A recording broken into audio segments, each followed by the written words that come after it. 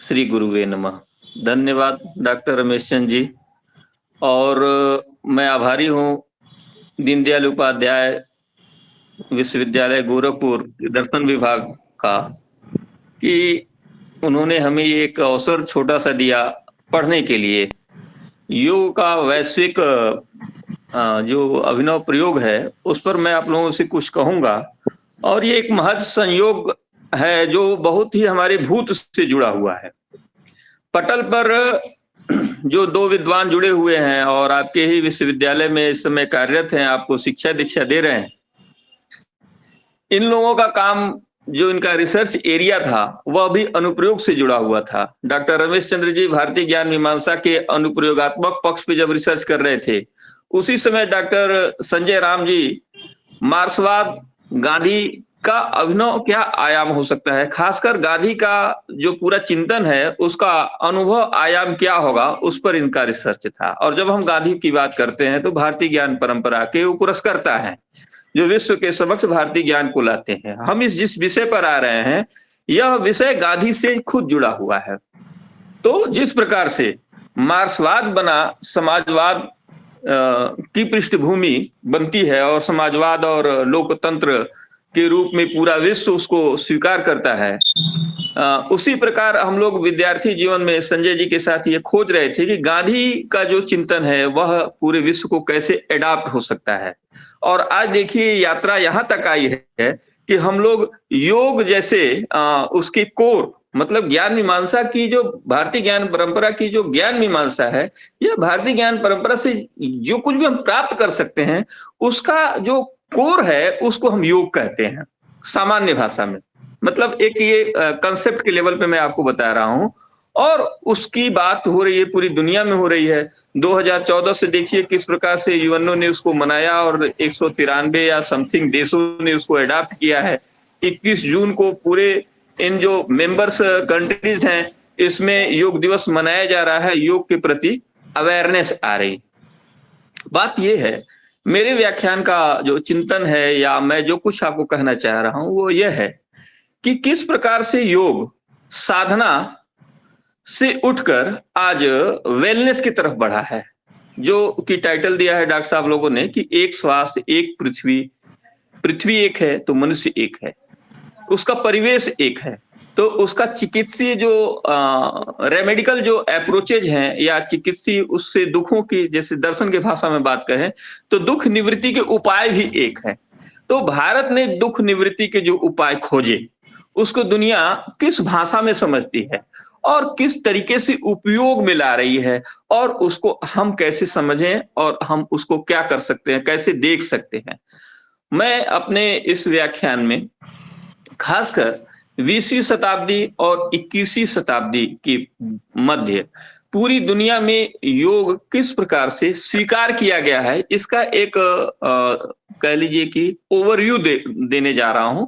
मैं आपको ये बताऊंगा अपने व्याख्यान के माध्यम से कि योग, पतंजलि की योग से योग सूत्र का जो अष्टांग योग है या बुद्ध की विपस्सना है या जैनियों का जो अपना ध्यान लैस्या सिद्धांत है, ये विभिन्न परंपराएं किस प्रकार से योग भारत में ही विभिन्न स्वरूप को प्राप्त किया, और कलेक्टिवली ये योग, भारत में जो योग का स्वरूप है वह कलेक्टिवली दुनिया में किस प्रकार से एडॉप्ट किया गया है, और उसका कौन सा रूप हमारे समक्ष है, और उसमें क्या खतरे हैं और क्या फायदे हैं। खतरे भी हैं, फायदे भी हैं।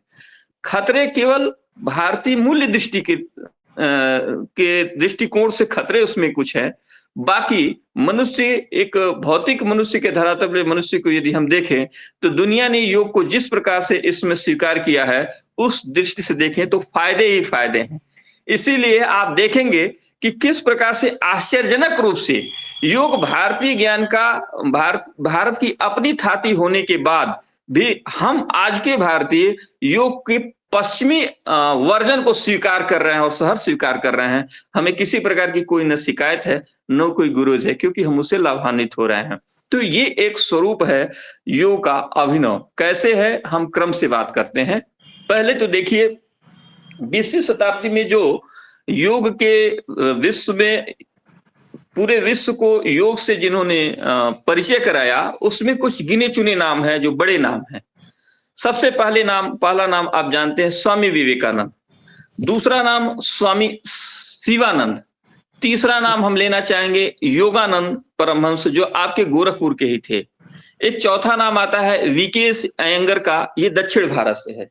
इन 4-5 विद्वानों या योगियों का हम एक संक्षिप्त परिचय देते हुए अपनी बात आगे बढ़ते हैं। देखिए, विवेकानंद जब आप जानते हैं कि सर्वधर्म सभा में गए और वहां पर भारतीय ज्ञान परंपरा, हम उसको पूरी बातों को एक शब्द में कहें तो भारतीय ज्ञान परंपरा को लेकर दुनिया को दुखों से मुक्त कराने का एक अपील कर रहे हैं। वो जब कह रहे हैं वहां पर कि there is only one universal religion in the world that is Vedanta because it accept universal brotherhood. एक सार्वभौम भातृत्व का जो कंसेप्ट स्वीकार कर सकता है कोई धर्म, तो वह है वेदांत। तो वेदांत को लेकर आ रहे हैं। तो ये एक थ्योरेटिकल बात वहां डायलॉग पश्चिम में विवेकानंद करते हैं। उसी दौरान उनसे उसके प्रैक्टिकल टूल्स के बारे में पूछा जाता है और ये बात उनसे अमेरिका में पूछी गई। 1993 में विवेकानंद ने न्यूयॉर्क में ही बैठकर योग सूत्र पर भाष्य लिखा, अंग्रेजी कमेंट्री लिखी। यह मेरे देखने में पुनर्जागरण भारत के प्रबोधन की दिशा में एक महत्वपूर्ण ये काम होता है कि जिसको हम कहते हैं कि भारत का ज्ञान पश्चिम में विवेकानंद ने कराया। विवेकानंद एक ऐसे व्यक्ति हैं जिन्होंने भारत को विज्ञान की भाषा में, भारत के धर्म को विज्ञान की भाषा में कहना शुरू किया। तो कह रहे थे, उसके बाद से जब उनके समक्ष चुनौतियां आई कि हम उसको अपने जीवन में कैसे आत्मसात करें, तो उन्होंने योग सूत्र की भाष्य की और योग के माध्यम से खासकर वो राजयोग पे बात उस समय कर रहे हैं। तो राजयोग से परिचय होता है। राजयोग कहने का तात्पर्य है कि ये जो अष्टांग योग है, इसको जो पतंजलि का योग है, इसको हम राजयोग कहते हैं। और विभिन्न विद्वानों ने ये आपको बताया होगा, बखूबी विस्तार से ये सब आपको बताया होगा, मैं उसमें नहीं जाता। मैं आपको क्रिया योग, हाठ योग, कह लीजिए विन्यास योग, इन सब योगों से परिचित कराऊंगा कि ये कैसे कैसे दुनिया में फैले हैं। आप देखिए कि चाइना में आपका चाइना में जो है, एक मिनट, ताओ योग के नाम से चाइना में है, यिंग यांग जापान में है। ये सब योग के अभिनव प्रयोग हैं और इस प्रयोग ने योग को पूरी दुनिया में एक जबरदस्त क्रांति लाया। आप जानते हैं मित्रों कि 19वीं शताब्दी में भारतीय विद्या शोपेनहावर के द्वारा यूरोप में एक क्रांति लाया और प्रबोधन काल में वहां पर एक नई जागृति आई है। और 20वीं शताब्दी में हम देखते हैं कि योग के माध्यम से भारत पुनः पूरे विश्व को हिलाता है, पूरे विश्व को अपनी पहचान दिलाता है। तो विवेकानंद के द्वारा योग सूत्र पे किया गया कार्य पश्चिम परिचित होता है, पूरा विश्व। और पश्चिम जब योग से परिचित होता है तो पश्चिम का चूंकि डोमिनेंस पूरे वर्ल्ड पर रहा है, तो धीरे धीरे पूरी दुनिया उससे परिचित होती जाती है। खासकर हम भारतीय भी उससे परिचित होते जाते हैं। हम भारतीय भी योग सूत्र पर मैथरवृत्ति के बाद, यानी 17वीं 18वीं शताब्दी के बाद पर योग सूत्र पर हमको भाष्य नहीं प्राप्त होते। कारण क्या है कि योग धीरे धीरे योग जैसी परंपरा भारत की भी धूमिल हो गई थी। यूरोप का प्रबोधन भारत का प्रबोधन बनता है और यूरोप के प्रबोधन में योग बहुत महत्वपूर्ण है, क्योंकि यूरोप जो पश्चिम के लोग हैं वह ज्ञान के क्रियान्वयन पे भरोसा करते हैं, उसको अपने मतलब एक्टिविज्म में वो ज्यादा भरोसा करते हैं। इस रूप में बदलता है। इसका परिणाम क्या होता है कि जो योग हमारा स्व का प्रबोधन था, योग जो स्व को जानने की विधि थी, वह वहां स्वरूप के मनुष्य के स्वरूप को मेंटेन करने के रूप में आता है। मैं ये कहना चाहता हूं कि योग के मोक्षगामी स्वरूप से अपने अभिनव स्वरूप को धारण करते हुए योग मनुष्य के स्वास्थ्य रक्षण, उसके संवर्धन, परिवर्धन की तरफ जाता है। और इसमें वो कौन कौन सा रूप धारण करता है, यह मेरे व्याख्यान का मूल विषय है। तो सबसे पहले हम यूरोप को लेते हैं। क्योंकि प्रबोधन भी वहीं से शुरू होता है। तो हम यूरोप से बात लेंगे और अपने व्याख्यान में अमेरिका, अरब कंट्रीज और भारत के जो आसपास के देश है, उन देशों में योग का क्या क्या स्वरूप होता है, मैं आपको बताऊंगा। देखिए, यूरोप में योग केवल, हम अभी आपको बता रहे थे कि ये जो चार आपके विचारक हैं, शिवानंद हैं और विवेकानंद हैं, स्वामी योगानंद हैं, इन लोगों ने योग के वैज्ञानिक तरीके से आपका अनुप्रयोग शुरू किया। इसमें ये जो आपके वीकेएस अयंगर, शिवानंद, योगानंद, मैं आपको योगानंद के बारे में बताऊं कि आपके ही गोरखपुर जनपद के योगानंद जी 5 जनवरी 1893, जिनका नाम था मुकुंद लाल घोष, इन्होंने एक पुस्तक लिखी है ऑटोबायोग्राफी ऑफ योगी। और स्टीव जॉब्स का आप नाम सुनेंगे। स्टीव जॉब्स कहता है कि ऑटोबायोग्राफी ऑफ योगी को सभी को पढ़ना चाहिए। इसमें इस पुस्तक के द्वारा, इस पुस्तक की प्रसिद्धि पाने के बाद शिवानंद योगी ने सेल्फ रियलाइजेशन फॉर फेलोशिप 1920 में अमेरिका में एक सेंटर खोलते हैं और जहां पर वह क्रिया योग का प्रचार प्रसार करते हैं। क्रिया योग स्वामी विवेकानंद के आह्वान के बाद योगानंद ने अमेरिका में 1920 में क्रिया योग शुरू किया। क्रिया योग आपके श्वास और आपकी जीवनी ऊर्जा जो है, उस जीवनी ऊर्जा और श्वास के बीच लयबद्धता को स्थापित करते हुए आपके शरीर के विकार, मन के विकार और शरीर और मन के समायोजन की बात करता है। इसके 4 चरण है क्रिया योग के। प्राणायाम, आंतरिक ध्यान में ध्यान और धारणा ये चीज है। फिर आंतरिक ध्यान करते हुए आत्मदर्शन का प्रयास और सद्गुरु का अनुशासन, कृपा और अनुशासन। पश्चिम में योगानंद के द्वारा अमेरिका में योग का प्रचार प्रसार करने का यह पहला स्वरूप है। आप देखेंगे कि अपने प्रारंभिक स्थिति में योग जब पश्चिम से संपर्क करता है तो वह भारत के योग का और भारतीय योग शिक्षण के मूल स्वरूप के बहुत निकट है, लेकिन आज के समय में वो बहुत दूर होता चला गया है। इस पर भी हम चर्चा करेंगे। स्वामी योगानंद का जो मुख्य वाक्य था वो ये कहते हैं कि self realization is the knowing in all parts of body, mind and soul that you are now in possession of the kingdom of God। Yogananda ने और पुस्तकें लिखी, man's internal quest, scientific healing affirmation.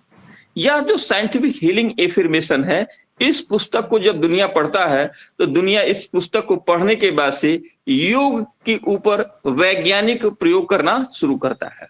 एक तरफ अमेरिका में यह प्रयोग हो रहा है, दूसरे तरफ कैवल्य धाम लोनावाला आपके महाराष्ट्र में भी भारत में इस प्रकार के प्रयोग शुरू हो जाते हैं। उसी प्रकार से उसके बाद से एक दूसरे गुरु हैं वीकेएस अयंगर, जिनका देखिए विश्व में इन्हीं लोगों के नाम से आज योग जाना जा रहा है। योगानंद, शिवानंद, अयंगर और योग के जो अभिनव स्वरूप हैं इनके नाम से भी जाना जाता है। इसलिए इनका नाम, इनका परिचय, इनका मेथोडोलॉजी मैं आपको शुरू में बता रहा हूं। थोड़ा सा मेरा लेक्चर बड़ा हो सकता है, लेकिन आप जाइएगा नहीं, मैं बहुत अच्छी अच्छी बातें आपको बताने वाला। देखिए, वीकेएस अयंगर 1887 8 मई 1887 में तमिलनाडु में पैदा होते हैं और ये उस समय के एमबीबीएस थे। इन्होंने एमबीबीएस की डिग्री ली थी। मलेशिया में ये डॉक्टर बनते हैं और मलेशिया में चिकित्सा करते करते यह दिव्य जीवन संघ, डिवाइन लाइफ सोसाइटी की स्थापना करते हैं। इनके दर्शन का जो अनुबंध चतुष्टय है, जिन 4 पिलर पर ये अपने दर्शन को खड़ा करते हैं, वह है सेवा, प्रेम, ध्यान और सत्य। ये कहते थे कि be good and do good. अच्छा बनिए, अच्छा करिए। Bliss divine practice of yoga, essence of bhakti yoga, mind its mysterious and central thought power, science of pranayama, ये इनके प्रमुख ग्रंथ हैं। ये शुरुआती जो योग पर ग्रंथ और रिसर्च आ रहा है भारतीय योगियों के द्वारा, यही आधार बनता है आज के विश्व वैश्विक योग के प्रचार प्रसार का। वो कैसे हो रहा है, धीरे धीरे हम यात्रा शुरू करते हैं। इन्होंने फिर ये अमेरिका शिफ्ट होते हैं और अमेरिका, साउथ अफ्रीका, जर्मनी, आपके मलेशिया से शिफ्ट होते हैं। पूरे विश्व में घूम घूम कर ये योग का प्रचार प्रसार करते हैं, लेक्चर देते हैं और भारत में बिहार स्कूल ऑफ योगा मुंगेर में ये खड़ा करते हैं। और भारत में जो कैवल्य धाम है, मुंगेर स्कूल ऑफ योग है, आज का रामदेव जी का हरिद्वार का पतंजलि पीठ है, ये बहुत ही प्राइम सेंटर है जिस पर योग का कार्य हो रहा है। उसमें भी तो कैवल्य धाम की तो बात ही कहनी क्या है, खैर। लेकिन बिहार स्कूल ऑफ योगा का भी बहुत बड़ा योगदान है और आधुनिक तौर तरीकों से यहाँ पर रिसर्च हो रहे हैं। बर्लिन में, म्यूनिच में शिवानंद योग वेदांत जेंट्रम की स्थापना करते हैं। मेलबर्न में योग विद्या सेंटर की स्थापना करते हैं। इसके बाद से एक और बड़े गुरु होते हैं जिनको हम लोग जान लें, उनका नाम है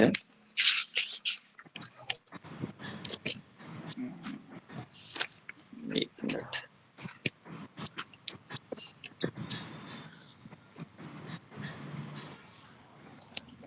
हाँ,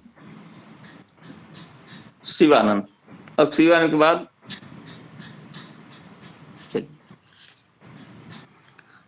तो मैं कह रहा था कि भारत के जो योगी सन्यासी हैं, विवेकानंद हुए, परमहंस योगानंद हुए, स्वामी शिवानंद हुए, इन जैसे आध्यात्मिक गुरुओं की शिक्षाओं ने पश्चिमी जगत को आकर्षित किया।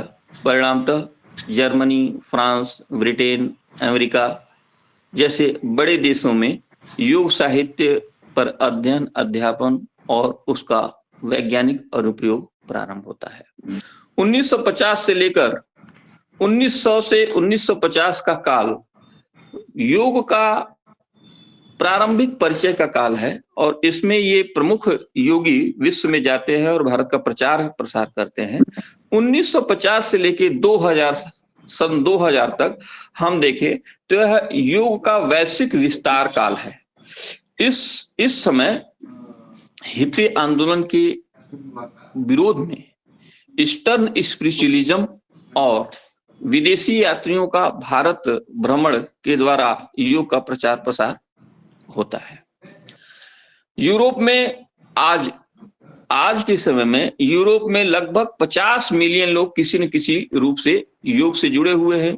योग की कक्षाएं स्कूलों, अस्पतालों, जेलों, सेना, कारपोरेट सेक्टर और खेल प्रशिक्षण में शामिल की गई है। यूरोप में जो योग का स्वरूप इसमें प्रचलित है उसमें हठ योग, विन्यास योग, अष्टांग योग, आयंकर योग, कुंडलिनी योग, माइंडफुलनेस मेडिटेशन और योग थेरेपी जैसे योग के अभिनव प्रयोग फले फूले हैं। जहां तक फ्रांस की बात है, देखिए तो फ्रांस एक ऐसा देश है, हम क्रमशः बढ़ रहे हैं आगे, जहां पर भारत के योग और वेदांत दर्शन का बहुत बड़ा प्रभाव पड़ा है। आप जानते हैं कि रूमी, ब्लावास्की, जीन हर्बर्ट, शोपेनहावर जैसे वहां के विद्वानों ने भारतीय वेदांत की भूरि प्रशंसा की है और इन ग्रंथों का प्रचार प्रसार किया है। फ्रांस में लगभग 30 से 40 लाख लोग फ्रांस में लोग नियमित रूप से योग का अभ्यास करते हैं और फ्रांस की राजधानी पेरिस में तो 1000 योग स्टूडियो सक्रिय हैं। भारत में योग जो गुरु शिष्य परंपरा और आश्रम व्यवस्था और उसके बाद से मंदिरों, मठों, धार्मिक अनुष्ठानों या धार्मिक स्थलों में उसकी परंपरा चल रही थी और खासकर उसका माध्यम गुरु शिष्य परंपरा थी। वह पश्चिमी जगत में स्टूडियोज और समुद्र के किनारे प्राकृतिक स्थल पर उसके प्रशिक्षण, ऑनलाइन प्रोग्राम पाठ्यक्रम निर्माण और पाठ्यक्रम में शामिल होकर उसका सर्टिफिकेशन, ये सब योग शिक्षा के अभिनव प्रयोग है जो वैश्विक रूप से इस समय कार्य कर रहे हैं। पेरिस में हमने आपको बताया कि तो स्टूडियोज में वहां योग सेंटर चलते हैं, 1000 स्टूडियो वहां सक्रिय हैं, और फ्रांस में योग करने वाली 75% महिला है। भारत में ऐसा नहीं है, भारत में स्त्री पुरुष का अनुपात समान है, लेकिन यूरोप में और अरब कंट्रीज में, मुस्लिम कंट्रियों में योग का प्रयोग सर्वाधिक महिलाएं करती हैं। इसके बाद से हम आपको फ्रांस के चिकित्सा प्रणाली में योग का समावेश किया गया है, और यह जो अंतर्राष्ट्रीय योग दिवस आता है, इस पर वहां के एफिल टावर पर, लूव्र संग्रहालय पर, सेन, वहां की जो नदी है, प्रमुख नदी है सेन नदी, उसके किनारे पर बहुत बड़ा आयोजन किया जाता है। फ्रांस में इंस्टीट्यूट फ्रांसिस डी योगा एक ऐसी संस्था है जो पूरे देश में योग प्रशिक्षण कराती है। फेडरेशन नेशनल डाइस इंस्किनेट्स डी योगा नामक वहां एक संस्था है जो वहां के योग शिक्षकों को सर्टिफिकेट देती है, आप कराइए। श्री श्री रविशंकर का आर्ट ऑफ लिविंग वहां सक्रिय है, ईसा फाउंडेशन वहां सक्रिय है, और श्री श्री रविशंकर का art of living, Isa foundation का ध्यान और साधन केंद्र वहां पर व्यापक रूप से फैला हुआ है। योग डिजिटली फ्रांस में, यूरोप में, फ्रांस के साथ साथ पूरे विश्व में इसमें डिजिटल के माध्यम से योग प्रचारित प्रसारित हो रहा है। पूरी दुनिया में योग के बहुत सारे ऐप्स बनाए गए हैं, योग ऐप्स चल रहे हैं, उसके माध्यम से दुनिया योग से परिचित हो रही है, उसका लाभ उठा रहे हैं। यूट्यूब चैनल है, ये सब, और इन सब चीजों का प्रचार प्रसार आपके कोविड के दौरान हुआ, और आज कोविड यूट्यूब चैनल, योग ऐप्स के द्वारा घर घर तक पहुंच गया हुआ है। लेकिन इसमें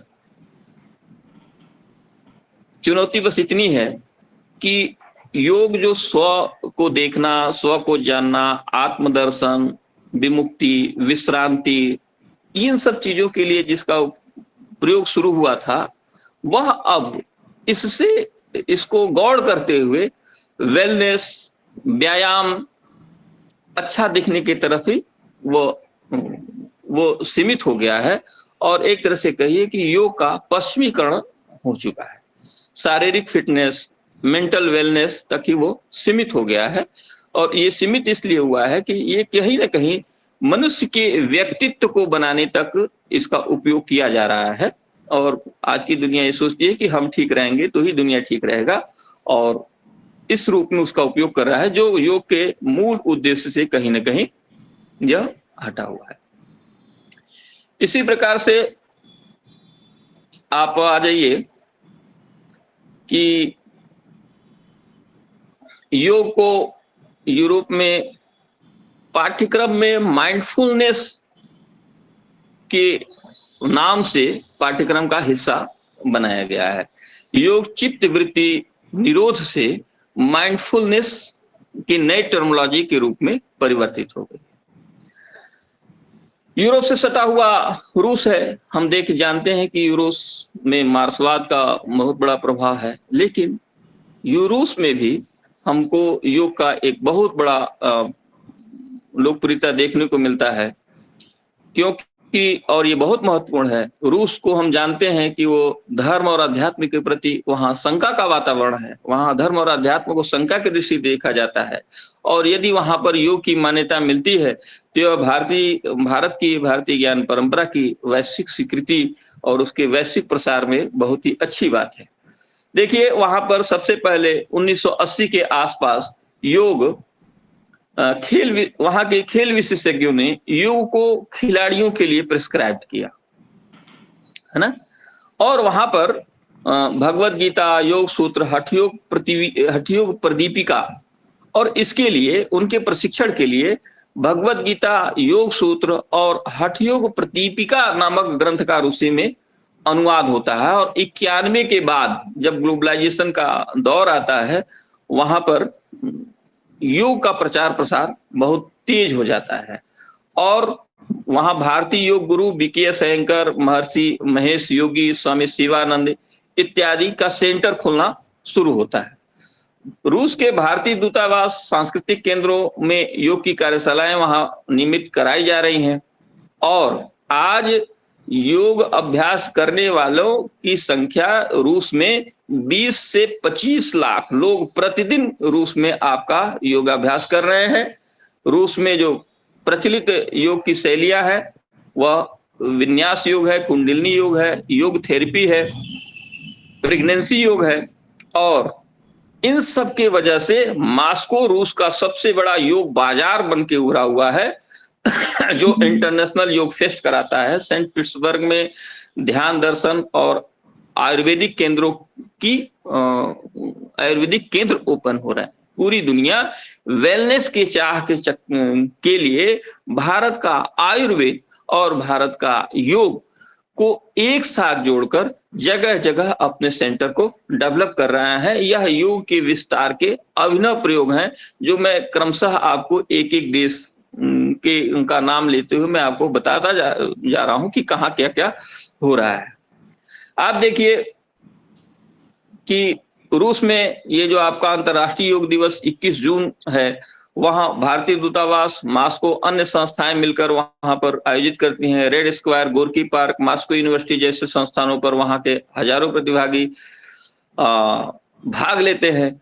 और जो वहां योग शुरू हो रहा है खिलाड़ियों के लिए पहले प्रिस्क्राइब किया गया कि खिलाड़ी योग को करेंगे और वो फिट होंगे। अब वह धीरे धीरे वहां पर वह अल्टरनेटिव मेडिसिन के रूप में वहां इसकी स्वीकृति मिल गई। रूस में योग को अल्टरनेटिव मेडिसिन के रूप में स्वीकार किया गया है, जिससे तनाव, मोटापा, उच्च रक्तचाप, पीठ दर्द, डिप्रेशन, अनिद्रा आदि समस्याओं के निवारण में इसका प्रयोग किया जा रहा है। इसके अलावा अस्पा, रिसॉर्ट्स, अस्पतालों में योग आधारित वेलनेस प्रोग्राम शुरू किए गए हैं। रूस में जो प्रमुख कार्य हैं, जो प्रमुख संस्था है जो योग के क्षेत्र में काम कर रहे हैं, उसमें हम आप देख सकते हैं Russian yoga federation, art of living, Shri Shri Ravishankar की संस्था, ईसा फाउंडेशन रसिया ध्यान योग कार्यशाला करता है। योगा 23 ये एंड्रेई सीडोरेंको द्वारा वहां एक नया प्रोग्राम शुरू किया गया है। इसके अलावा वहां बहुत सारे यूट्यूब चैनल चल रहे हैं, yoga with Elena Malova, yoga Doma. ये वहां के योग गुरु हैं, वहां के स्थानीय योग गुरु हैं, अपने नाम से यूट्यूब चैनल चला रहे हैं और इससे वहां पर योगों की बहुत सारी आपकी प्रचार प्रसार हो रहा है। इस सब होने के बावजूद भी वहां पर कुछ रूढ़िवादी चर्च हैं जो इसे गैर ईसाई मानते हुए इसका विरोध करते हैं। ये बात एक राजनीतिक है। जिन लोगों को इससे मतलब नहीं है वे लोग रूस में भी योग को स्वीकार कर रहे हैं और आयुर्वेद और योग को मिलाकर पूर्ण वेलनेस सिस्टम का वहां विकास किया जा रहा है। मैं बनारस में हम कई ऐसे लोगों को जानता हूं जो भारत से आयुर्वेदिक मेडिसिन रसिया भेजते हैं और रसिया से आए हुए लोगों को यहाँ पर योग में ट्रेंड करते हैं और उसका उपयोग रसिया कर रहा है। आयुर्वेद और योग को मिलाकर रूस में मनुष्य का जो जीवन है वह उत्तम बनाया जा रहा है।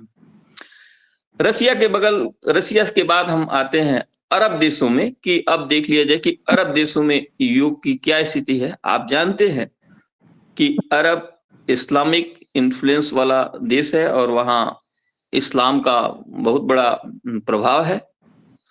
तो वहां पर पूरे अरब कंट्री में जो संयुक्त अरब अमीरात है वह इस समय योग का सबसे बड़ा केंद्र, दुबई, अबू धाबी, ये सब केंद्र उभरे हैं और यहाँ भी योग का वही स्वरूप है कि योग यहाँ योग स्टूडियो में पढ़ाए, सिखाए और उसका प्रचार प्रसार किया जा रहा है।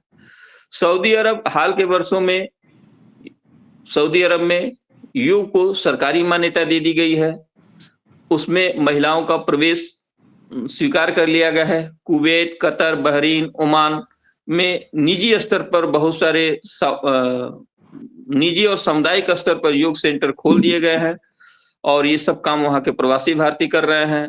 और जो वहाँ के देश हैं, जॉर्डन है, लेबनान है, मिस्र है, यहाँ पर एनजीओ और स्वतंत्र शिक्षक योग शिक्षक के रूप में कार्यरत हैं, जो मानसिक स्वास्थ्य कार्यक्रम के द्वारा योग का प्रचार प्रसार कर रहे हैं और लोग स्वीकार कर रहे हैं। शुरू में तो अरब में इसे धार्मिक हिंदू परंपरा कहकर संदेह की दृष्टि से देखा जा रहा था, किंतु अब योग को स्वास्थ्य अभ्यास और मानसिक कल्याण के रूप में देखा जाने लगा है। संयुक्त अरब ने 2017 में योग को खेल के रूप में सरकारी मान्यता दी थी और इस घोषणा को कराने में वहां का एक बड़ा नाम है जिसको हमको याद रखना चाहिए, नुजहा अल हिजाजी, एक जो वहां की योग कमेटी के चेयरमैन थे, उनके रिकमेंडेशन पे सऊदी अरेबिया ने इसको स्वीकार किया था। तो इस प्रकार से सऊदी अरेबिया में खेल और शारीरिक वेलनेस, मेंटल हीलिंग के रूप में वहां पर योग स्वीकार कर लिया गया है और सरकारी मान्यता भी आपको प्राप्त हो गई है। अरब देशों में 21 जून का जो अंतर्राष्ट्रीय योग दिवस है उसको मनाया जाता है। दुबई में ही बुर्ज खलीफा के नीचे आपने देखा होगा कि 2022 में न्यूज पढ़ा होगा, लगभग 3000 लोगों ने योग किया था। इसके अलावा रियाद, कुवैत, दोहा में भारत सरकार द्वारा और कई विश्वविद्यालय और सांस्कृतिक केंद्रों के सहयोग से योगा का कह लीजिए कि सार्वजनिक प्रदर्शन किया जाता है। वहां पर अरब की ये अभी हमने नाम लिया था आपको, नुजहा अल हिजाजी अरब देश की पहली प्रमाणित योग प्रशिक्षिका है और उसने वहां पर कई सारे मूवमेंट शुरू किए हैं। ये उसका महत्वपूर्ण काम रहा कि सरकारी स्तर पर उसने योग को वहां मान्यता दिलाई। इसके अलावा आप उसके किनारे पहुंच जाइए, इजराइल में भी योग अत्यंत लोकप्रिय अस्थायी जीवन शैली बन चुका है। मानसिक शांति, शारीरिक स्वास्थ्य, आध्यात्मिक संतुलन के माध्यम के रूप में योग स्वीकार किया जाता है। 1970 में वहां पर इजराइल में भारतीय गुरुओं और पश्चिमी योग साधकों के द्वारा इजराइल में योग प्रवेश करता है। शुरू में तो हठ योग और ध्यान के रूप में देखा गया, किंतु आजकल इजराइल में गंभीर स्वास्थ्य अभ्यास और शांति प्राप्ति का साधन बन गया है। वहां पर हजारों प्रमाणित योग शिक्षक पूरे इजराइल में, वहां के स्कूल में, वहां के शहरों में, तेल अवीव, यरूशलेम, हाइफा इत्यादि क्षेत्रों में सक्रिय हैं और इजराइल में वो सब काम कर रहा है। इजराइल में भारत की विपस्सना सेंटर भी खुल गए हैं। योग, आयुर्वेद और ध्यान योग को मिलाकर वहां पर लोकप्रियता मिल रही है। इसके बाद से आप आ जाइए, ये तो हो गया इजराइल, आप आ जाइए पाकिस्तान। आजादी के बाद, चूंकि हम बात 19वीं शताब्दी और या आप खासकर 20वीं शताब्दी के रूप में कर रहे हैं, तो पाकिस्तान में शुरू में योग परंपरा का विरोध हुआ और इसको हिंदू परंपरा माना गया। लेकिन कराची, रावलपिंडी में बहुत सारे स्टूडियोज खुले हुए हैं जहां पर पाकिस्तान में योग वेलनेस सेंटर के रूप में कार्य कर रहा है, उसको स्वीकार मिल रहा है। और पाकिस्तान के कुछ बहुत सारे योग प्रशिक्षक हैं जो इसको आगे बढ़ा रहे हैं। उसमें पहला नाम है शाकिल अहमद का, जो इंस्टीट्यूट ऑफ माइंड साइंसेस के माध्यम से योग, ध्यान और मानसिक चिकित्सा प्रशिक्षण दे रहे हैं और इन्होंने योग को इस्लामिक आध्यात्मिकता के साथ जोड़ा है। दूसरा नाम है जावेद मैन, ये योग और माइंडफुलनेस के शिक्षक हैं। ये तो आते हैं तो ये व्यवसायी, लेकिन अब इनका काम ध्यान और योग पर केंद्रित हो गया है। इसके बाद है सहला जावेद अकरम हैं, इन्होंने महिलाओं के बीच योग और वेलनेस को ये बढ़ावा दे रही हैं और ये वहां के पाकिस्तान की वुमेन चैम्बर ऑफ कॉमर्स की सदस्य भी रही हैं। जुनैब अंसारी कराची में सक्रिय योग प्रशिक्षक हैं जो ऑनलाइन और ऑफलाइन योग कक्षाएं चलाते हैं। पाकिस्तान में जो प्रमुख संस्थान काम कर रहे हैं योग के क्षेत्र में, उनका नाम हम आपको बता रहे हैं। जैसे वहाँ कराची में है बॉडी टॉक पाकिस्तान, यह योग, एनर्जी हीलिंग और मेडिटेशन पे काम कर रहा है। Institute of mind science Lahore का, यह योग, ध्यान और आत्म विकास के क्षेत्र में काम कर रहा है। कराची में कराची योगा नाम का संस्था है जो नियमित योग कक्षाएं चलाता है, योग दिवस कार्यक्रम करता है। इस्लामाबाद में वेलनेस क्लब है जो आधुनिक फिटनेस और पारंपरिक योग का समन्वय करके पाकिस्तानियों को उसका लाभ दे रहा है। तो इससे पाकिस्तान की जो महिलाएं हैं उनमें योग का तेजी से महिलाओं के बीच योग तेजी से लोकप्रिय हो रहा है, खासकर शहरी क्षेत्रों में। और योग के द्वारा तनाव प्रबंधन, मोटापा, डिप्रेशन जैसी समस्याओं से वहां लोग निजात पा रहे हैं। इसके अलावा कई वहां कई जो प्राइवेट स्कूल हैं उनमें और कुछ विश्वविद्यालयों में योग वेलनेस वर्कशॉप आयोजित की जा रही है।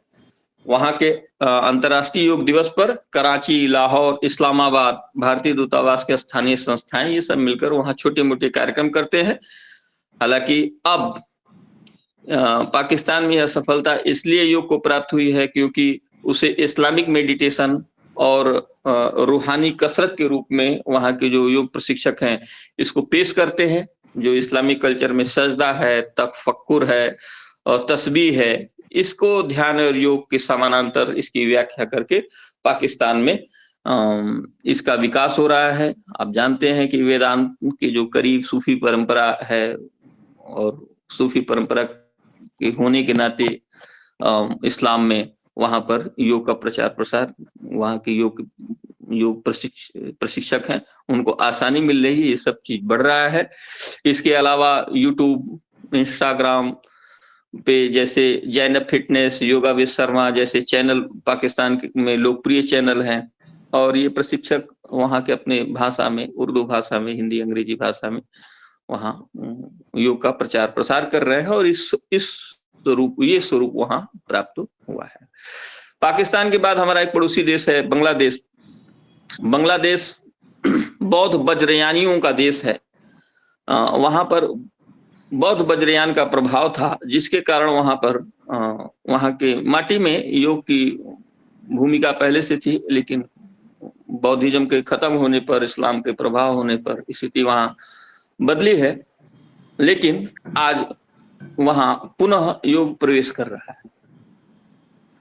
नाथ योग, तंत्र योग भी बंगाल में पहले था और ये सब मिट गया, लेकिन 20वीं शताब्दी में कुछ वहां स्वतंत्र योग के जो साधक हैं, चिंतक हैं, उन्होंने फिर से स्वास्थ्य के साथ उसको जोड़कर आगे बढ़ाया है।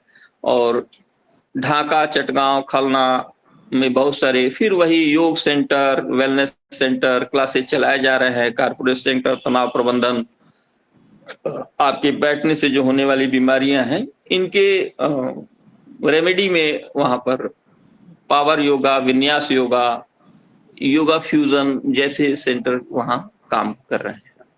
बांग्लादेश में बांग्लादेश योगा एसोसिएशन है जो ढाका में है, बांग्लादेश सरकार के द्वारा ये पंजीकृत है, योग प्रचार में अग्रणी है। इसके अलावा आर्ट ऑफ लिविंग बांग्लादेश में खुला हुआ है श्री रविशंकर का। आयंगर योगा भी बांग्लादेश में है। उसके बाद शुद्धि योग स्टूडियो ढाका, हठ योग, विन्यास योग थेरेपी के लिए वहां बहुत प्रसिद्ध है। जो पारंपरिक हठ योग भारत का है, ये वहां पर योगा इज द वे, जिसमें हम आसनों को ठीक से बैठना और श्वास तकनीकी के द्वारा ध्यान की तरफ ध्यान को प्राप्त करते हैं, ये सब वहां खुले हुए हैं।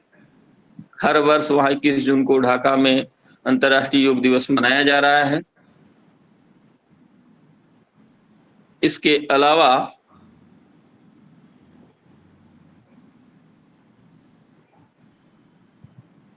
वहां पर बांग्लादेश में सहरपा, थोड़ा हम सहरपा के बारे में आपको बताने, हाँ, चर्यापद। आज 20वीं शताब्दी में चर्यापद वहां के वज्रयानियों का एक गीत था। जैसे यहाँ हठयोग प्रदीपिका है, वैसे बांग्लादेश का चर्यापद है। वो 50 कविताओं का, 50 पद्यों का संकलन है जिसमें योग की गूढ़ बातें बताई गई हैं और फिर चर्यापद के माध्यम से वहां बांग्लादेश के पारंपरिक योग का विकास हो रहा है ना। ये चर्या पद का मतलब होता है साधना, चर्या मतलब होता है साधना और पद का मतलब होता है गीत। क्योंकि चर्या शब्द अवहट अपभ्रंश का शब्द है, तो ये मतलब साधना गीत है जिसको हम हिंदी में कह सकते हैं। इनकी संख्या हमने बताया आपको कि 50 है, और डॉक्टर हर्षदेव विल्ली ने इन्होंने इसका पुनः अनुवाद किया है, और उस अनुवाद से पुनः वहां पे शुरू हो रहे हैं। चर्या पद में आपके तांत्रिक योग, सहज योग, महायान, वज्रयान से प्रेरित कुंडलिनी योग, चक्र, चक्रों का आधार, हृदय, सहस्रार की साधना, गुरु शिष्य परंपरा के बिना कैसे हम भटक सकते हैं, इन सब चीजों की वर्णन प्राप्त होता है। जैसे हम आपको एक चर्या सुनाता हूँ कि टबी गुहाव रतन बिहरा अरे मुनि का कहसरे। इसका अर्थ यह हुआ हिंदी में कि इस गुहा में रत्न छिपा हुआ है, ओ मुनि तू क्या बक रहा है ना। मतलब जो कहने वाला है वो सुनने वाला है, कह रहा है तुमने क्या कह दिया, बताने वाला कह रहा है कि तुम्हारे हृदय में ही सब कुछ छिपा हुआ है ना। तो ये चर्या पद बांग्लादेश की अपनी साहित्यिक धरोहर जो है वह पुनः उभर गई हैं, और उनके उभरने से एक तरफ सांस्कृतिक मूल्यबोध से वहाँ के लोग जुड़ रहे हैं, दूसरी तरफ ये पश्चिम से हमने जो कहा कि वेलनेस सेंटर के रूप में योग के जो स्वरूप आ रहे हैं, उसके आने से वहाँ पर भी विकास हो रहा है। अब थोड़ा हम आपको कनाडा अमेरिका की बात करें तो आप देख रहे हैं कि ये जितने सेंटर्स हैं, ये जो योग का यह जो स्वरूप है, ये कनाडा अमेरिका की वजह से पूरी दुनिया में फैला हुआ है। और वहाँ पर ये जो विन्यास योग और हार्ट योग और आप कह लीजिए कि क्रिया योग, ये सब योग के जो स्वरूप हैं, ये स्वरूप वहाँ धारण किए हुए हैं। इसके वजह से हम पुनः इसको स्वीकार कर रहे हैं। वहां पर पावर योग, योग जो अष्टांग योग था, वहां पावर योग, यिंग यांग, क्रिया योग के रूप में विकसित हुआ है। तो मैं आपको बताऊं कि जैसे पावर योग है, ये योग का अभिनव स्वरूप है। पावर योग क्या है भैया? यह है कि जब हम आसन करते हैं तो आसन में, ये आसन फ्लो बेस्ड है, एक डायनामिज्म इसमें हम लाते हैं। और डायनामिज्म किस बात की कि हम प्राणायाम के साथ आसन करते हैं। जैसे आपने सुना होगा, अभी जो लोग योग सिखा रहे हैं, ये सब पतंजलि का राजयोग नहीं है, ये सब योग का नया प्रयोग है जिसको हार्ट योग कहा जा रहा है। हार्ट का मतलब नहीं, पावर योग कहा जा रहा है। इसमें श्वास लेते हुए आसन को करना और श्वास छोड़ते हुए आसन से हट जाना, यही है पावर योग। इसको करने से कैलोरी बर्न होता है। यह इस योग में, आपके पावर योग में ध्यान नहीं लगता है, लेकिन लास्ट में आप विश्रांति को प्राप्त होते हैं, आपके शरीर शिथिल हो जाता है। इस योग के आरंभिक प्रचारक हैं बार्ली बेंडर, ब्रिच और ब्रायन केस्ट। जो ये लोग भारत के एक योग गुरु हुए थे पट्टाभी जॉयस, जिन्होंने अमेरिका में योग का बहुत प्रचार प्रसार किया, और उन्होंने अष्टांग विन्यास योग का संपादन किया था, जो पूरी दुनिया में इस समय योग के अभिनव स्वरूप के रूप में है, अष्टांग विन्यास योग। इसके जो प्रतिपादक हैं वह भी पट्टाभी जॉयस हैं। और इन्होंने, पट्टाभी जॉयस ने अमेरिका में सबसे पहले जिम स्टूडियोज का गठन किया, और वहीं से यह पावर योग पूरी दुनिया में फैलता है। इसमें क्या है कि योग के साथ, आसन के साथ प्राणायाम को इन्होंने जोड़ दिया, ठीक है, जो हम पहले बता रहे थे, और उसको नया नाम दिया गया है, उसको कहते हैं पावर योग है। इसमें जो प्रमुख आसन किए जाते हैं वे आसन है चतुरंग दंडासन है, वीरभद्रासन है, अधोमुख स्वासन है, उत्कटासन है, नवासन है। देखिए चतुरंग दंडासन करते हैं तो आपका हाथ मजबूत होता है। वीरभद्रासन करते हैं तो आपके शरीर का शक्ति का संतुलन होता है। अधोमुख स्वनासन करते हैं, मतलब ऐसे होके कुत्ते की तरह जब आप बनते हैं तो संपूर्ण शरीर में स्ट्रेचिंग होती है। उत्कटासन करेंगे तो जंघा और हृदय को आपको मजबूती मिलेगा। आप नवासन ऐसे जब करते हैं, ये सारे आसन आपको सिखाए जा रहे हैं, मैं बस उसको एक्नॉलेज करा रहा हूँ कि किस नाम से आज वो जाना जा रहा है, आप जानिए। तो पेट और कमर के रूप में जाना जा रहा है। इसके बाद से योग का एक नया स्वरूप आया है आपके समक्ष, आप देखेंगे, उसे हठ योग कहा जाता है। यह हठ योग क्या है कि 35 से 42 डिग्री टेम्परेचर और 42% आर्द्रता वाले गर्म कमरे में आपसे योग कराया जाता है। और उसमें जब पसीना बहता है, जिसको कहते हैं डिटॉक्सिफिकेशन, उस आपके शरीर को डिटॉक्सिफाइड करके आपके शरीर को विश्रांति, मानसिक एकाग्रता और शरीर से बेचैनी से मुक्ति दिलाता है यह योग। यानी कि गर्म कमरा और योग के आसन को एक में जोड़कर हठ योग बनाया गया है। इसका जो सत्र चलता है वो 60 से 90 मिनट तक चलता है। और इसका जो आधार है, भारतीय हठ योग और भारतीय क्रिया योग को आधार बनाकर इसको विकसित किया गया है। इसके जो अमेरिका में इसके जो मूल सेंटर चल रहे हैं वे हैं कोर पावर योगा है, मोडो योगा है, विक्रम योगा स्टूडियो जो है, हार्ट पार्ट योगा है, ये सारे प्रमुख सेंटर हैं इसके आपके हार्ट योगा के। इसके अलावा आप देखिए कि रिस्टोरेटिव योगा इसके अलावा पूरी दुनिया में नया विकसित हुआ है। रिस्टोरेटिव में हम क्या करते हैं कि यदि शरीर में कोई चीज क्षतिग्रस्त हो गया है तो उसको पुनः हम बहाल करते हैं। जैसे बाल उगाने के लिए योग करने का जो प्रयास है, ये रिस्टोरेटिव योग के रूप में आता है। या ट्रॉमा आपको हो गया, आप किसी क्षति में पहुंच गए, शारीरिक मानसिक क्षति में पहुंचे हैं, तो उसको पुनः बहाल करने के लिए इसका प्रयोग करते हैं। ये वैज्ञानिक तरीके से इसको उसी पुराने आपकी योग पर इसका प्रयोग किया गया है। रिस्टोरेटिव का मतलब पुनः, जैसे हमने कहा कि पुनः बहाल करना, आराम देना, शरीर को चंगा कर देना। इसको आयुर्वेद में कायाकल्प कहा जाता है, जिसको आयुर्वेद शास्त्र कायाकल्प कहता है, उसको अब रिस्टोरेटिव योग के रूप में हम जानते हैं। लेकिन आयुर्वेद के कायाकल्प में कई सारे उसके पक्ष हैं, उसमें से एक पक्ष को लिया गया और उसको बनाया गया, प्राणायाम को लेकर यह योग बना है।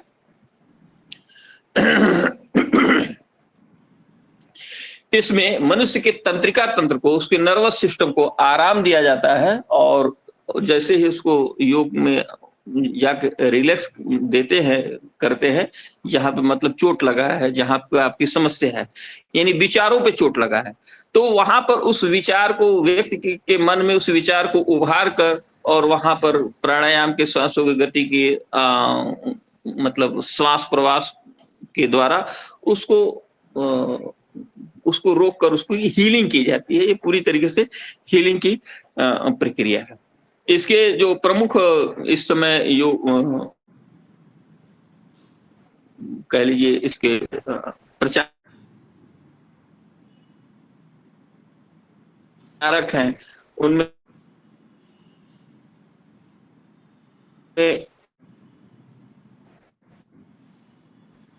जो बहुत न्यूनतम शारीरिक प्रयास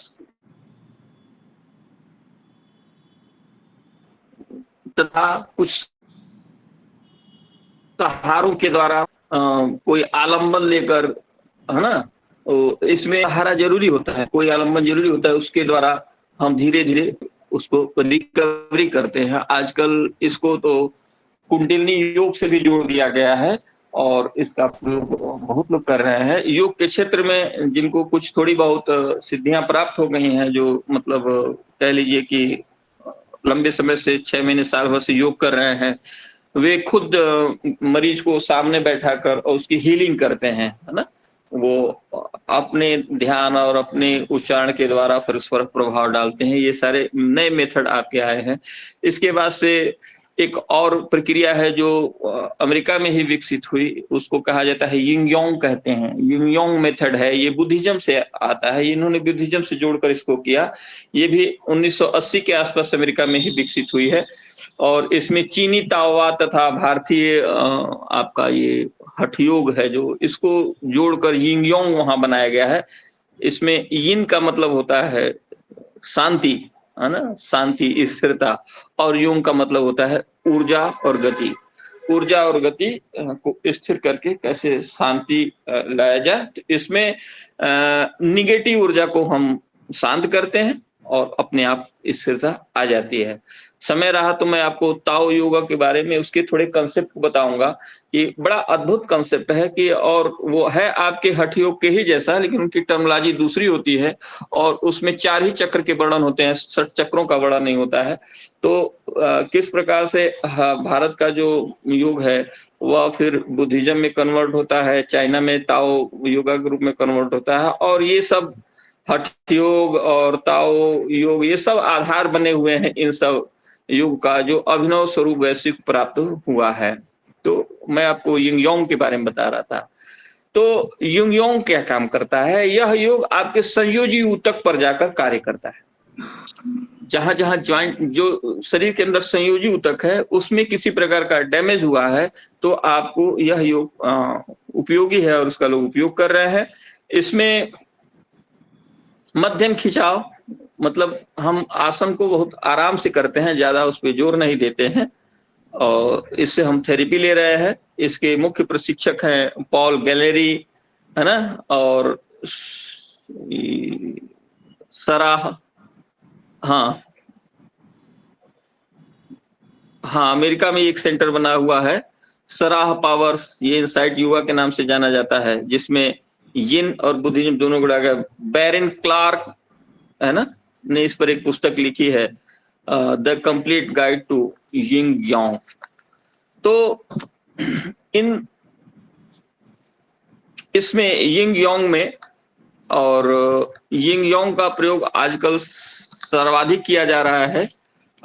जो लोग लंबे समय तक बैठकर काम करते हैं उनके कमर में ये जो दर्द हो रहा है, जिसको लोअर बैक पेन कहते हैं, लोअर बैक पेन के निवारण के लिए यिंग योंग में आपके पास इंस्फिंक्स आसन है, क्रिएटर पिलर पोज है, चिल्ड्रन पोज है, स्पाइन ट्विस्ट है, बनाना पोज है, बटलर फ्लाई पोज है। ये सब वही आसन है आपके जो 64 आसन हठ योग प्रदीपिका के हैं। 64 नहीं, 83 हजार आसनों की चर्चा तो हमारे हठ योग प्रदीपिका में गई है।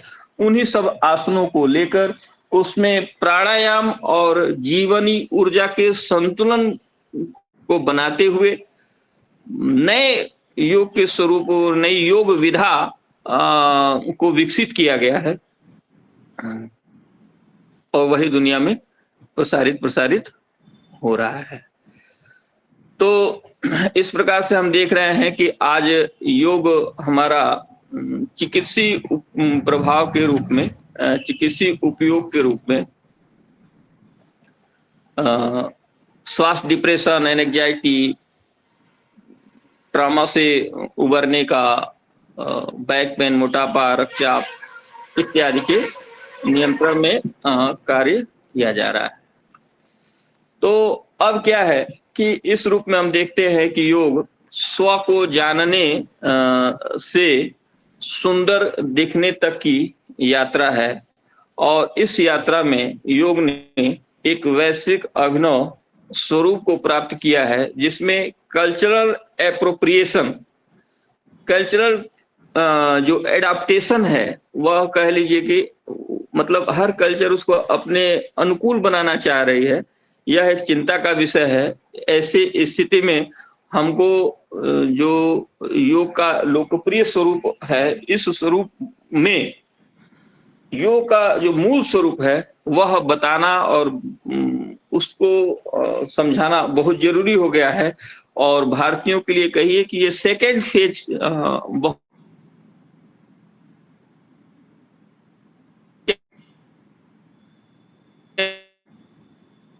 में फैल चुका है। और फिजिकल आपको सर्वे दे सकते हैं, लेकिन समय कम है, हम ज्यादा नहीं जाएंगे। थोड़ी बहुत अपनी बात और मैं रखना चाहूंगा, जैसे कि जो हमारा योग था वह आत्मबोध था, मोक्षगामी था, वह अब वेलनेस और फिटनेस हो गया है। हम अंतर बता रहे हैं अभिनव स्वरूप और पारंपरिक स्वरूप में। पारंपरिक स्वरूप में आप भारतीय योग के किसी भी विधा को देख लीजिए, उसमें वह मोक्ष उसका अंतिम उद्देश्य है, स्वरूप बोध, आत्मबोध, विश्रांति, ये सब है। लेकिन अभिनव स्वरूप में वह वेलनेस हो गया है, फिटनेस हो गया है। हम पारंपरिक स्वरूप में साधना करते थे, साधनारत रहते थे, साधना के द्वारा उसको पाते थे, जबकि आज वह व्यायाम और सेवा के द्वारा उसको प्राप्त कर रहे हैं। सेवा मतलब सेवा हम करते हैं तो हमारा मेंटल एक्सरसाइज होता है, तो उसके द्वारा प्राप्त करते हैं। पारंपरिक योग का आधार दर्शन शास्त्र और शास्त्र है, उनके ग्रंथ हैं, टेक्स्ट हैं, जबकि आजकल क्या है कि प्रैक्टिस है और एक्सपीरियंस पर आधारित है, टोटली प्रैक्टिस और एक्सपीरियंस पे आधारित है। हम पारंपरिक युग में यम, नियम, आसन, प्राणायाम इत्यादि संस्कृत शब्दों से उसको समझते, उसकी व्याख्या करते हैं, जबकि अभिनव स्वरूप में वो नई अंग्रेजी शब्द आ गए और उसकी साइंटिफिक अर्थ होते हैं, उन अर्थों में उसको समझते हैं, जैसे फ्लो हुआ, स्ट्रेच हुआ, डिटॉक्सिकेशन हुआ इत्यादि। इसके अलावा पारंपरिक योगों में आप देखेंगे कि राजयोग है, कुंडलिनी योग है, ज्ञान योग है, भक्ति योग है, ये सब योग पारंपरिक योग थे। अब अभिनव स्वरूप उसका क्या आया है कि पावर योग है, विन्यास योग। देखिए विन्यास योग क्या है ना, यह एंकर के द्वारा लाया गया था, इसको हमने नहीं बताया था। ये क्या है कि जैसे कोई आसन आप कर रहे हैं तो आसनों को 3 भाग में कर देना है ना। जैसे आप प्राणायाम तीन भाग होता है,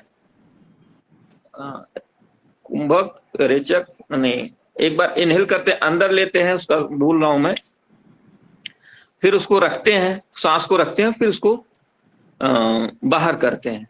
तो आसन की शुरुआत में हमने एक प्राणायाम किया, प्राणायाम का 1/3 किया, फिर जब हम रुके हुए हैं, आसन पर स्थिर है, तो हम कुंभक किए हुए हैं, और आसन से पुरानी स्थिति पे जब हम आ रहे हैं तो उसमें रेचक कर रहे हैं। तो आसन और प्राणायाम को एक साथ समायोजित कर देना, उसको विन्यस्त कर देना, यही विन्यास योग है। और विन्यास योग इस समय विन्यास योग ही फिजिकल वेलनेस का आधार बना हुआ है। देखिए विन्यास योग में विश्रांति या मेडिटेशन का प्रयोग नहीं होता। फिर बाद में विन्यास योग में जैसे रिट्रोटिव जो हम योग बता रहे थे, उसमें भी हमने मेडिटेशन को जोड़ दिया, यानी कि जहां चोट लगी है या जहां कोई आपको समस्या है, उस आसन में वहां बैठकर वहां पर माइंड को कंसंट्रेट करना। तो ये सब जो नए स्वरूप आए हैं, ये सब योग के नए स्वरूप है। राजयोग, कुंडलनी योग, ज्ञान योग, भक्ति योग की जगह पावर योग, विन्यास योग, हार्ट योग, रेस्टोरेटिव योग, एरियल योग के रूप में ये आया है। गुरु शिष्य परंपरा से योग का प्रचार प्रसार हो रहा था, उसका संवहन हो रहा था, उसकी शिक्षा दीक्षा चल रही थी, खासकर आश्रम में चलता था, मौन साधनाओं के द्वारा बढ़ता था, तपस्या द्वारा होता था। आज इसका स्वरूप स्टूडियो ने ले लिया है, क्लास ने ले लिया है, ऑनलाइन कोर्सेज ने ले लिया है, सर्टिफिकेशन ने ले लिया है। और अंत में हम ये बताएं कि जो योग मंत्र मौन और ध्यानात्मक था, वह pop music studio, aromatic studios, आधुनिक डिजाइन में परिवर्तित हो गया। और मैं कौन हूं कि समस्या के समाधान से मैं कैसे बेहतर दिखूं, मैं कैसे सुंदर दिखूं, मैं कैसे अच्छा दिखूं की तरफ बढ़ा है, जो कि पूरे विश्व के मनुष्य के लिए अभिष्ट है। क्योंकि भारतीय परंपरा में भी शरीर माध्यम खलु धर्म साधनम, है ना, कहा गया कि शरीर ही धर्म का सबसे बड़ा साधन है। तो मैंने आपको कुछ योग के स्वरूप और अभिनव योग गुरुओं का परिचय बताया। यदि आज्ञा हो तो मैं अपने व्याख्यान को यहीं रोकूं। मुझे यह समय विद्यार्थियों की जिज्ञासा का है। अगर हमारे प्रतिभागी वर्ग जुड़े हैं और किसी की कोई जिज्ञासा और कोई प्रश्न हो तो आप पूछ सकते हैं। किसी विद्यार्थी कोई जिज्ञासा है? कोई प्रश्न किसी से? लगता है कि सभी विद्यार्थी बहुत ही संतुष्ट हैं आपके व्याख्यान से और किसी कोई जिज्ञासा नहीं है। सुनील जी, आपका कोई प्रश्न? आप योग के विद्वान हैं, परंपरा के योग से जुड़े हैं, इसलिए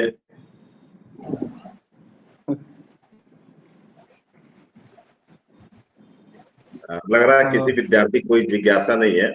बहुत ही उत्कृष्ट, मूल्यवान और ज्ञानवर्धन सर आपका व्याख्यान रहा और आपने योग के वैश्विक अनुप्रयोग जो इस समय पूरे विश्व में यूएनओ द्वारा जो मान्यता प्राप्त देश है, लगभग मुझे ऐसा विश्वास है कि अधिकांश देशों में हमारे भारतीय दर्शन द्वारा प्रतिपादित जो योग है वो उसको लोग अपना रहे हैं और जिससे उनका शारीरिक, मानसिक और जो आध्यात्मिक विकास हो रहा है। तो यह ऐसा व्याख्यान जो योग को पूरे विश्व में किस रूप में और हमारे भारतीय आचार्यों ने कहाँ अपना सोसाइटी बना करके उन्होंने उसको प्रसारित किया है और किन किन रूपों में किया है। तो सर उस विषय पे आपने बहुत ही विस्तृत प्रकाश डाला है, जो कि हमने देखा कि कोविड के दौरान भी बहुत सारे लोग योग की तरफ आ गए थे। यह सिर्फ हिंदुस्तान में ही नहीं और पूरे विश्व में, और चाहे वह किसी भी धर्म संप्रदाय का देश रहा हो, सभी लोगों ने योग को अपनाया है। तो इतना कम समय में आपने अपने व्याख्यान में यूरोप और अमेरिका, चाइना, जापान, सभी क्षेत्रों को, सारे कॉन्टिनेंटल को आपने जोड़ा है और योग के जो अभिनव प्रयोग हुए हैं उसमें प्रकाश डाला है, जिससे एक नई दृष्टि हमारे लिए और हमारे विद्यार्थियों के लिए बहुत ही लाभकारी है।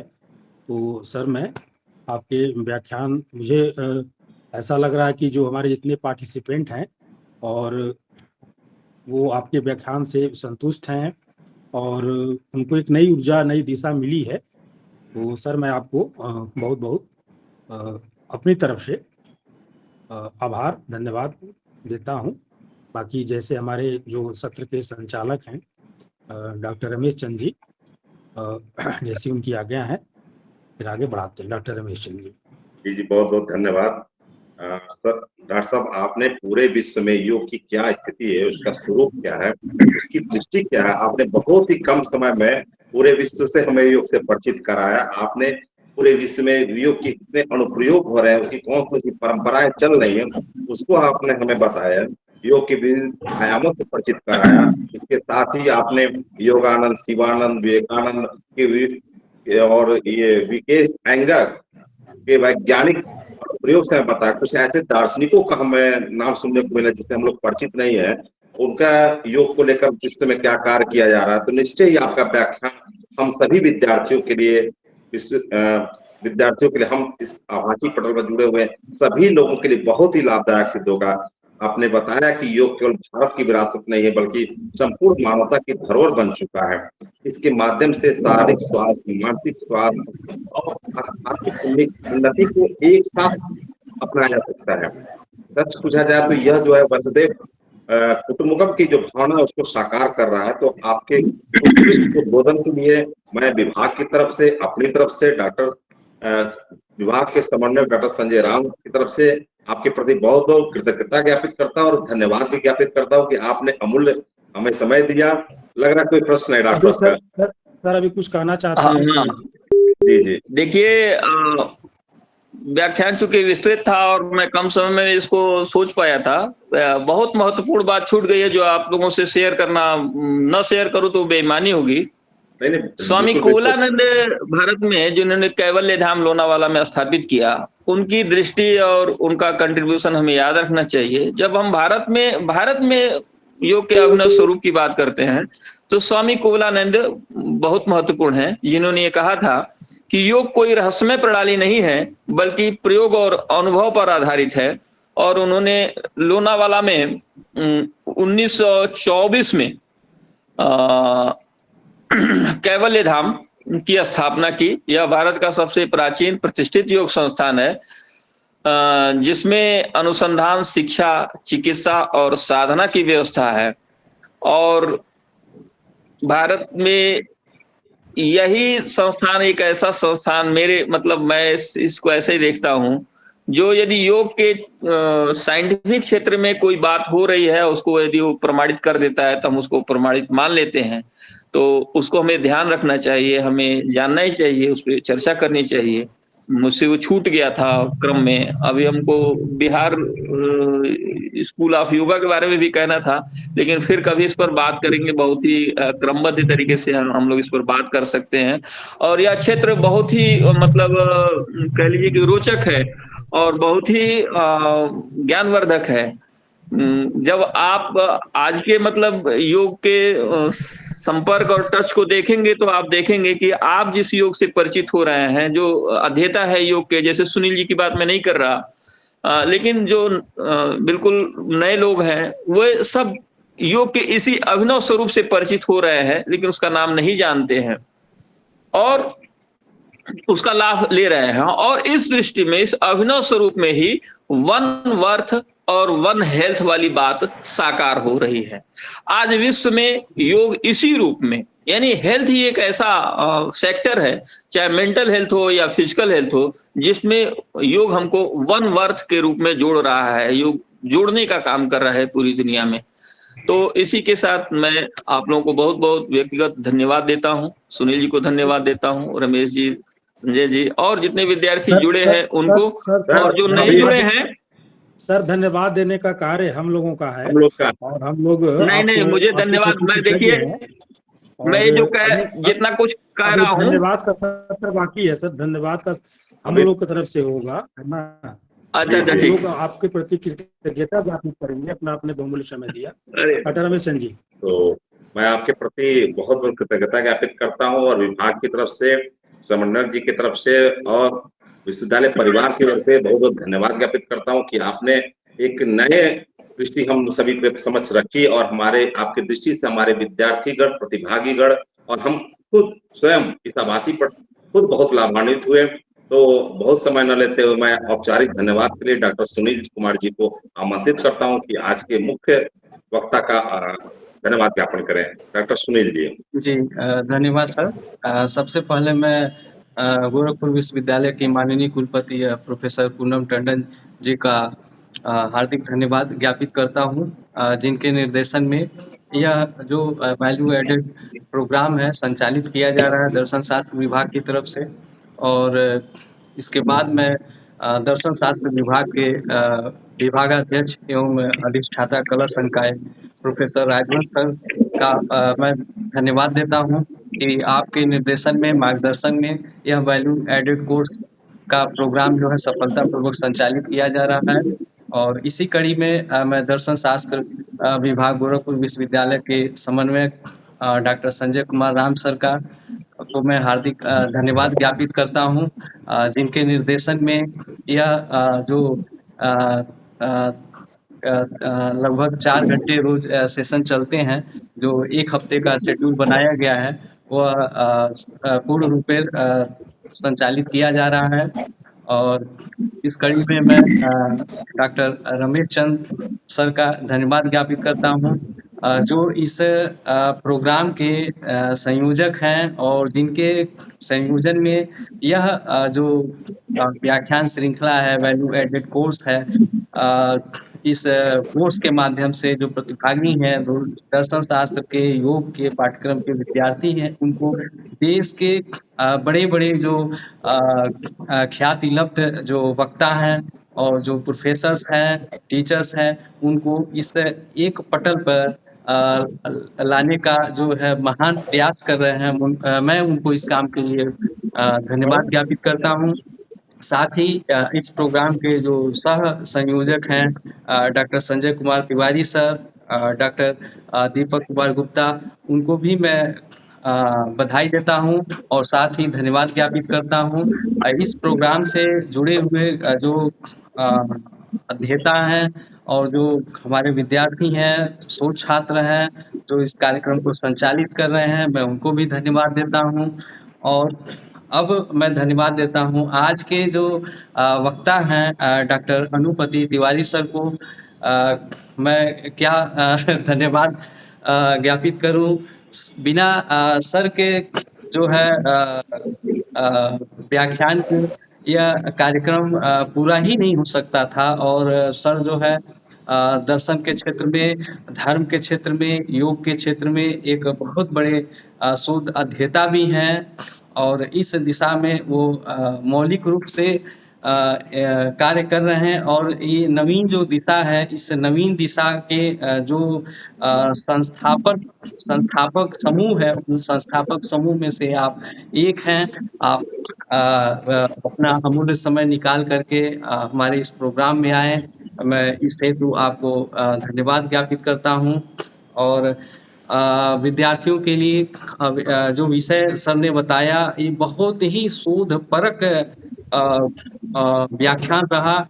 ये तमाम कई दिन बैठ करके इंटरनेट पर और तब जा कर के ये कोई भी शोध अध्येता इस जानकारी को हासिल कर पाएगा कि किस देश में आज की स्थिति में कौन लोग योग को आगे बढ़ा रहे हैं और दूसरे देशों में डिफरेंट जो कल्चर हैं, वो कल्चर हमारे कल्चर से किस प्रकार प्रभावित हो रही है और योग की हमारे कल्चर के प्रभावी बनाने में, प्रचार प्रसार में किस तरह इसको आगे बढ़ा रही है, इसकी क्या भूमिका है, इसको सर ने बहुत ही कम समय में 1 घंटे के व्याख्यान में एक जो है दिशा तय कर दिया है कि आगे जो इस दिशा में कार्य करना चाहते हैं उनके लिए यह व्याख्यान एक प्रेरणादायी और प्रेरक साबित होगा।